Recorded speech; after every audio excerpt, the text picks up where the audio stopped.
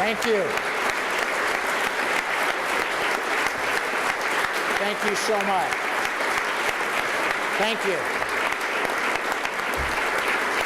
Thank you.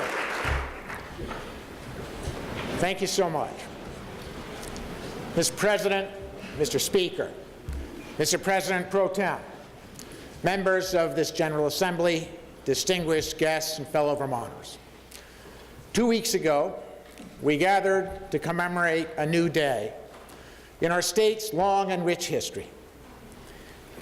In that inaugural address, we laid out a bold and ambitious agenda for job growth. And hold on just a sec. Thank you. Don't believe in technology.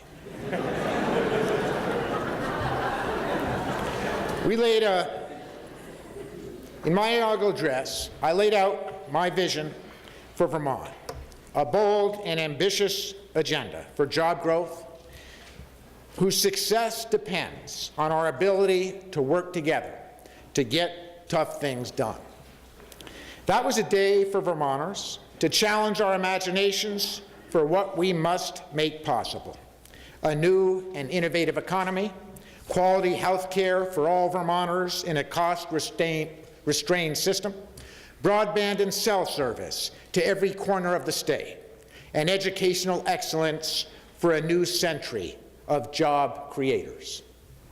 I stand here today to present a budget that is as sobering as it is necessary, matching state spending with our state's revenues, and keeping with a long tradition of frugality and common sense that is the lifeblood of Vermonters. My budget puts Vermont on a solid and sustainable path to fiscal responsibility. Facing our 4th consecutive year of budget shortfalls, I am committed to making the painful choices today that will help ensure that we are not back here next year making more drastic cuts. We must match the promises government makes with the capacity of Vermont's taxpayers to support those promises. To meet that responsibility, I'm proposing to close a $176 million shortfall in the next fiscal year by imposing roughly $83 million in general fund reductions, raising $36 million in additional federal funds through provider and managed care assessments, utilizing $27 million in anticipated receipts, and $30 million in global commitment carry forward and federal matching grants. I would like to take a moment to acknowledge what our state has done addressing projected budget shortfalls over the past 3 years. Hundreds of state employees' jobs have been eliminated. Many agencies and department budgets were reduced several times. State employees took a 3% pay cut for 2 years, and teachers' retirement was recalibrated to save $15 million in this fiscal year alone. Compared to other states, Vermont's governor and legislature responded quickly and wisely to crisis, and you should be commended for that response. Some might be wondering, why do we have a $176 million problem rather than the $150 million shortfall that we have all heard about? Here's why. If we were to continue to book all of the hoped-for Challenge for Change savings, the shortfall would be $150 million. While Challenges for Change was a well-intentioned initiative, we simply cannot budget $26 million in savings that may not likely be realized, and therefore I won't. This budget also includes over $120 million in unavoidable increases resulting from statutory commitments to the education, unemployment, and pension funds, as well as rising human service caseloads resulting from the Great Recession.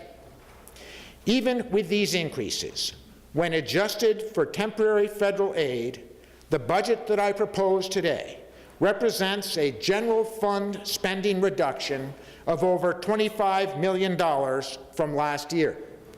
This is the first time in a decade in which state spending is lower than the previous year. The top contributors to the $83 million in reductions are as follows. A $23 million ongoing reduction from the general fund transfer to the education fund.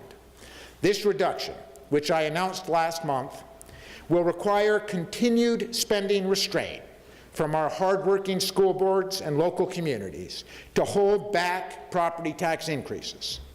The $19 million in one-time federal funds that I am releasing this year will give our local communities additional time to make further spending reductions, but they must be made. We have $12 million in government labor, private contract, health insurance, and retirement savings. $7.2 million in savings throughout the corrections system.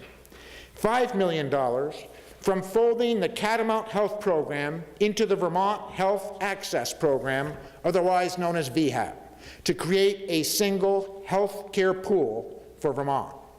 And $4.6 million in reduced funding for our regional mental health agencies.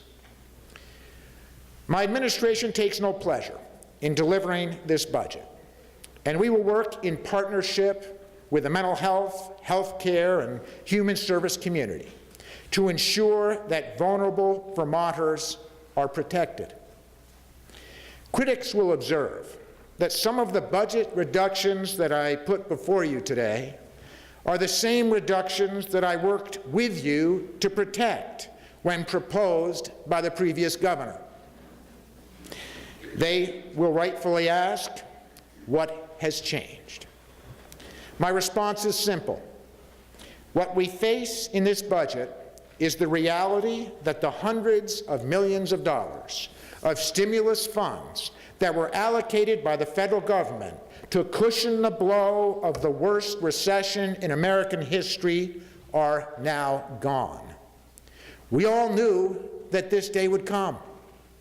It is now our responsibility to make the difficult choices and to find the balance between compassion for our most vulnerable citizens and the imperative to put our state on solid fiscal footing. I believe this budget achieves that balance. In addition to reducing spending, my budget maximizes federal dollars available to our state. For over 20 years, Vermont has asked our hospitals and healthcare providers to cooperate in a partnership that has used ingenuity to utilize federal dollars to support healthcare services for Vermonters. My administration understands that in these difficult times, every dollar that we draw down from the federal government is a dollar saved for Vermont's taxpayers. Therefore, I am expanding upon what is an imperfect but effective revenue stream. We do so by applying the same assessment to health insurance companies and dentists that we have been applying to our hospitals and nursing homes. This will net $9.2 million new dollars for the general fund. Second, we increase the current assessment on hospitals and nursing homes, which will net $18.7 million federal dollars. Some recent good news about our revenues from fiscal year 2011 has helped our effort. My budget utilizes $27 million in general fund unanticipated revenues to bridge our shortfall. Some might ask, why am I not utilizing the state's rainy day fund? There are two simple answers. First, we must minimize the use of one-time money to meet ongoing financial commitments. Second, we must preserve the rainy day fund until we can project with confidence that we will be able to replenish that fund in the out years. My budget team cannot provide me with the assurance for fiscal years 2013 or 2014 and therefore we must not tap into those funds this year. In light of the hundreds of millions of dollars in budget shortfall that we've had to endure over the past few years, it should be abundantly clear that the current reserves of 5% of our state budget is not adequate to withstand tough times.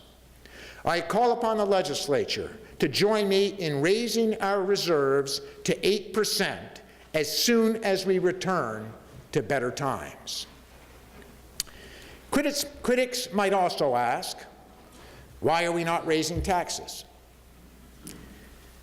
After all, Illinois recently raised its top income tax rate from 3% to 5%.